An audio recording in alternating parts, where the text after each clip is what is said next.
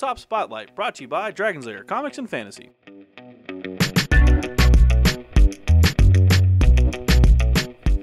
Hey everyone, I'm AdamHarry from Bell Lost Souls Tabletop News with Evan from Dragon's Lair Comics and Fantasy. And we're back with another Tabletop Spotlight.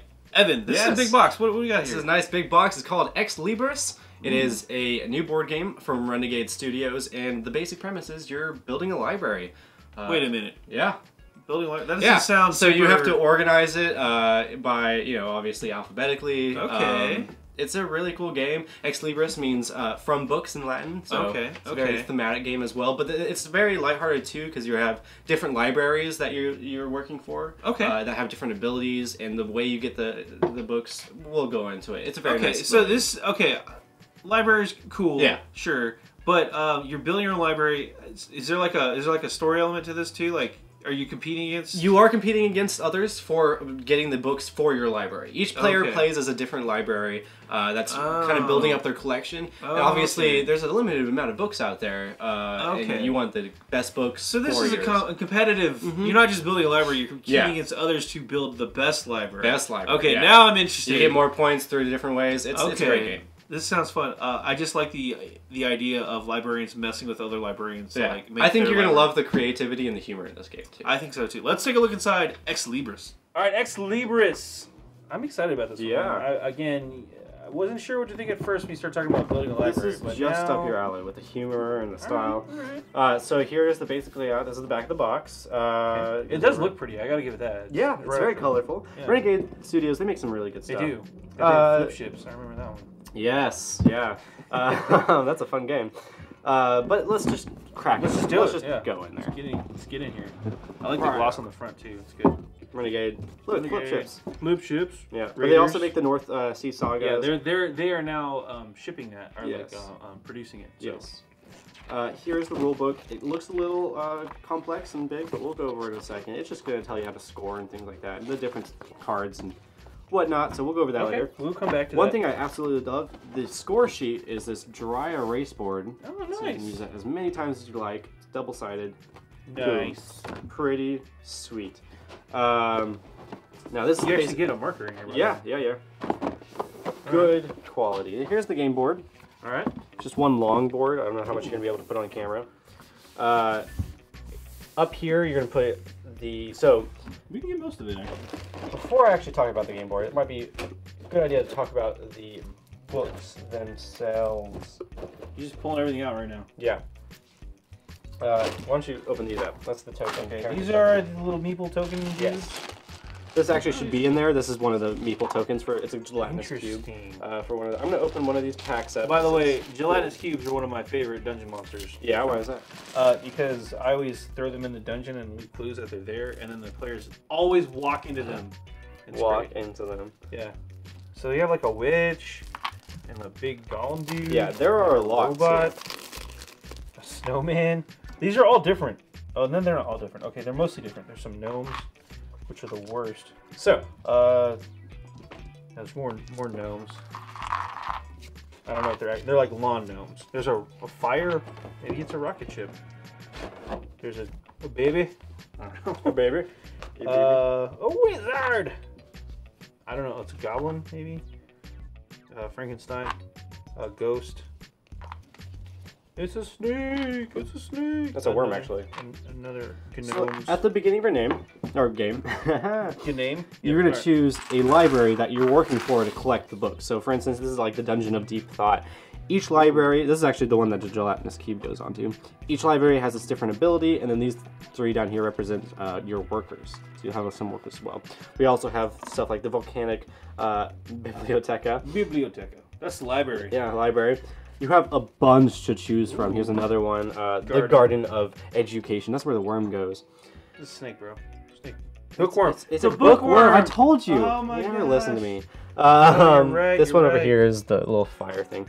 So you have a lot to choose from. Each one has its own unique ability. Like there's a snowman one, whatnot. You're going to choose these libraries. These are the libraries you're going to work for. At the beginning of the game, you're also going to secretly take... There are different types of books, and it has a little list right here. There are 6 different types. There are... It says somewhere. I think it's going to be in the rule book. But at the beginning of the game, you're going to take one of these, and you're going to secretly have one of these. And these are the kind of books that you can get double points for at the end of the game. Ooh. So for instance, if I drew this, secretly look at it, spells and potions. Every spell and potion book that I collect in my library is going to worth double points. But at the beginning of the game too, you're going to draw a banned book theme. So this is reference texts and a prominent works one, which is like monster manuals. Nice. These are going to be worth, if you have the most, the first player is going to have 15 points at the end, second player 9 for the third. But there are all these different themes. There's historic volumes, fantastical fictions, corrupted codices, and spells and potions. There's 6 total. Nice. I'm already liking this. Yes. There are... This board actually tells you how to score. Yes. Is nice. Also nice. Yeah, it tells you the score. But also the score sheet over there will tell you as well. These are what you're collecting, though. These... Oh, hang on. This isn't just a scoreboard. This is a official library inspection form. Yeah, you can see it's ripped off. They have it. Yeah, it's great. It's like a little notepad. Yeah, I like the thing. Official librarian license application. Hard cardboard. So. Okay, that's cute. I like it. These are what you're collecting, though. These are the books that you're collecting into your library. Now you can see at the top there is a letter and the 26-letter alphabet. And then there's also a number. So 4 out of 5, 5 out of 5. These are the order you're going. Now look at these books. Okay, this one, let's see. The Grapes of Wraith. Okay. The Grave Robber's Guide to the Galaxy. Okay. The Greatest Grated Cheeses. Gregory's Guide to Goblins and Gremlins. Hellscaping. The Lawns of Gardens. Evil Lawns and Gardens. Nice. Gregory's Guide to Goblins and Gremlins. The Grimmelkin's Grimoire. Grognards and Old Guards. Grumpy Old Fuddy Duddies, A Guide to Gargoyles. Okay. The best part is there are no 2 duplicate books. They're all unique in these. It'll tell you at the very top here the symbols that are in there. So you'll have one of the wizard one. I can't remember what it is. Of the spells and potions. 2 of the historic volumes, and then 1 of the monster manuals. So you're going to collect these. I get it. You keep these in orders. You can have 3 rows of books. So here's another row, let's say there, and here's another row. You can have 3 rows of books. You can have however many columns you have. For your library, yeah. Okay. Yeah, however many columns you have, but it has to be in alphabetical order. So you're starting from A at the top, going down, and you can change the row. So like, let's say you go up here, you want it to go from like A to C or A to D. If you get them out of order, by the way, you have to flip the card over. At the end, yes. Yeah. At the end of the game, and they don't count as points, but they can count towards the stability, which is something we can talk about here. At the end of the game, let's say this is what your library is. Pretty pathetic. Yeah. But let's say, well, these are pretty much all out of order up here. Let's say you have that. These can count towards the stability, and basically what it is you can take the most amount of books at the bottom that go all the way up, if that makes sense. So this is 1 stability right here, and you count 3 points there. Okay, yeah, because you can have, let me see some cards real quick. You can have some cards like on the outside, but those wouldn't count. Yeah. You have to have this stable... Basically, every column together counts as more points. Just 1 block. I like it. But yeah, so there's also numbers. So if there's 2 eyes, or let's say there's 2 Ks. Which order this is 3 of 3, this is 1 of 3. This is out of order, but this is in order. So okay. Now, how do you collect the books, you might be asking? I am asking that right now. How do I collect the books? Here, take all these. I've collected all the books. You've collected all the books. You win. There are this many, basically, locations you can go to collect books, and each one has a different way of collecting. Now, at the start of the game, you start with... I'm going to find it real quick. Every game starts with the Diviner's Hat. This one, basically, if you put one of your characters or one of your guys on there, you can draw 1 card for every assistant you have placed here in the first player token. And it's a lightning bolt up here, so that means the effect takes place right away and you can take your guy back.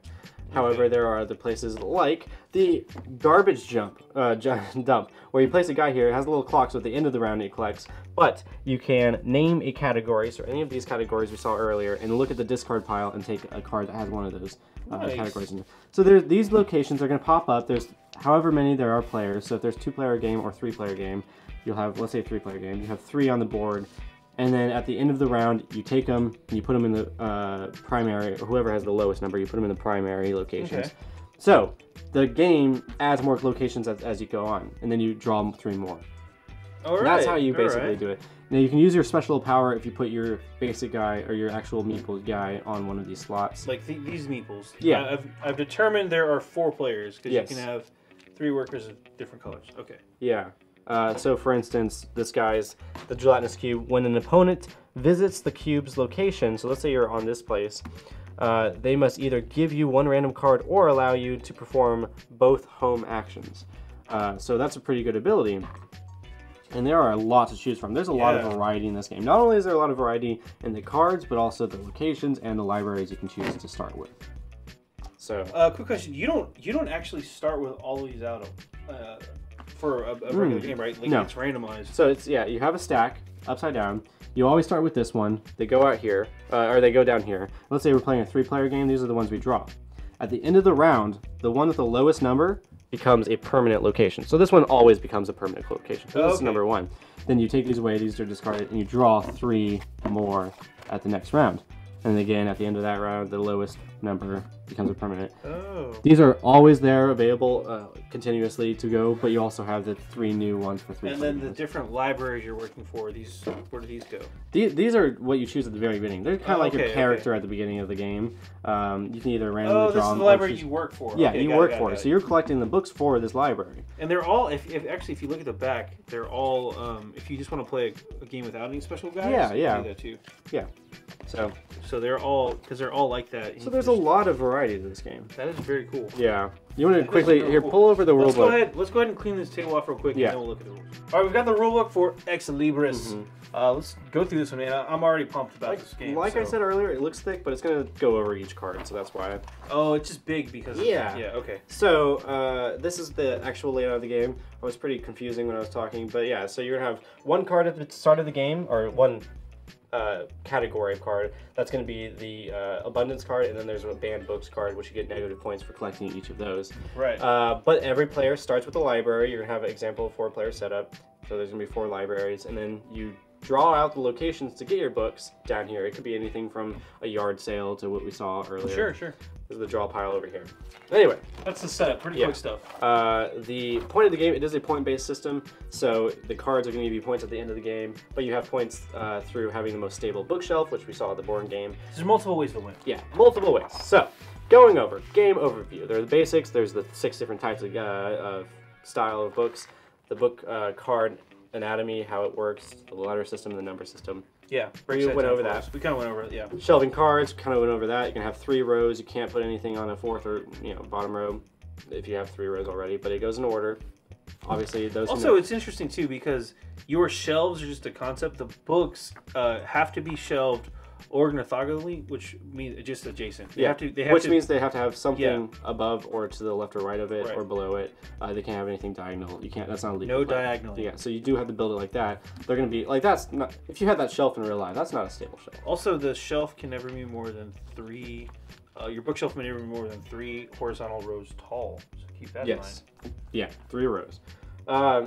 Going on, shelving cards, we talked about that. So you can either shelve a card during your turn, or you can go to the shops where you can buy new cards. This also covers how the shelf stability works for scoring. So this is a really good score because that's the most you can get is 4x4 or 4x3.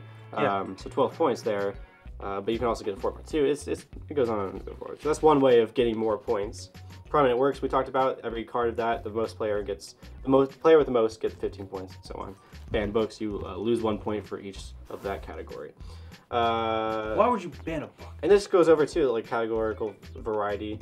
We talked about how each one at the top just quickly tells you, but it's also color coordinated in the books. Yeah, I just thought that too. It's like, hey, the colors are linked up to that. Library focus is also tells you how you can that card, the category you draw at the random, tells you how you can score points from that. Okay, big nitty gritty. Let's talk about the round overview. There's the preparation phase, which is kind of laying out the new tiles, new places. Oh, that's the placement phase, sorry. You put down the driver's. This is the very beginning. You put down the diviner's hut, which you always start with, and it always becomes a permanent building at the end. Permanent phase, or placement phase is where you put down the new buildings, stuff like that. placing a location tile, placing your library tile. This is basically the start of the game. Yeah. And then there's the resolution phase. So you're going to be putting your assistants in your player category on these to do the effects of the place. It's very simple like that. The book will go over in more detail what each place does, but it tells you on every card what it does. And if you have any questions, you can refer to. But really, it's 4 phases per round, and they're pretty straightforward. Yeah, and then there's a cleanup phase. Yeah. It also tells you number of cards per player and stuff like that. Exactly. Yeah. Going forward, that's however many cards you have to the end of the game. Okay. Final round scoring. Yeah. And it really easily breaks it down, so you can get stability, bookshelf scoring, but also you can get the points through off the books. Alphabetical order check, category tally, survey the stability bonuses. Yeah, so I mean we talked about this briefly earlier. Bonus. If something's out of order, you just flip it over, but it still counts towards the stability of your shelf. Yeah. It just doesn't count towards points on the card. Yeah. Yeah. Going on, and then all it does is all of the different locations. So it's really not a complex game. game. Yeah, it's not a complex game at all. And then it goes over the libraries you can work for. There's some really good ones. The Junkyard of Enlightenment, stuff like that. They each have their own unique meeple, which is really cool. They didn't need to do that, but they did. But they did. So going on, and then at the end we have variants. So there is a solo mode for the game if you'd like. Yeah, this is also the beginner. This is about the specialty meeple. Yes. Just have your... Yeah. And then they tell you how to play the solo. You can play a long game too. Oh, there you go. Yeah. There's extra cards to be able to do that. Friendlier game. Yeah. You want to do that? That's what that is. I see. Oh, that's it. Okay. How to play the solo. It just tells you you can actually mess with people. There are tiles that mess with people. The auction house, the gambling den, the assistance guild, the tax collector. Things like that. You can take those out. You can take those out for a friendly game. And make it a friendly game. I know, I'm pretty competitive. I don't want to do that. Yeah. I want to crush your library, Evan. Yeah, well, my library is already greater than yours. So. Boom. Goes over the solo game. Yeah. Which is it's just a variant. So. Yeah, and then credits, and then that's it. Very cool. Yeah. The library, you can write your name on there if you really want. Yeah. So yeah, that's Ex Libris from books. I want to give this a shot. Let's hop out for a really quick recap. Well, that was Ex Libris. I was not convinced at first, but I am now. Yes. I was. You're right. I did like the art. I love the humor in there. The humor. Every book is unique and has a different title. The libraries themselves, I think there was, 16 or so to choose from. There was a lot to choose from. They each have a different ability and very thematic. Yeah, it was. Yeah, surprised. I like colorful. It was great. Colorful. Yeah, it's really fun. Let's crunch the numbers on this one real quick. It is kid friendly. It's 10 and up. Yeah, yeah. So again, as long as you can read, you can probably play this game. What's the number of players? Number of players is 1 to 4. Yep. You are competing with your friends, and it is a 1-player mode. Yes. And then what's the runtime on this one? Usually around 45 minutes. Yeah. So not too long. It is $60, which is what I expected for this size of a game. Renegade Studios is the studio, and it just came out literally a few days ago. Sweet. So it's out right now. Yeah. Go check it out. I think it looks like a ton of fun. So I'd like to give this one a shot. Let's go play. Let's go play. I'm AdamHarry from Bowls. I'm Adam from Dragon's Lair Comics Fantasy. We're going to go play Ex Libris. Later. Tabletop Spotlight, brought to you by Dragon's Lair Comics and Fantasy. Thanks for watching.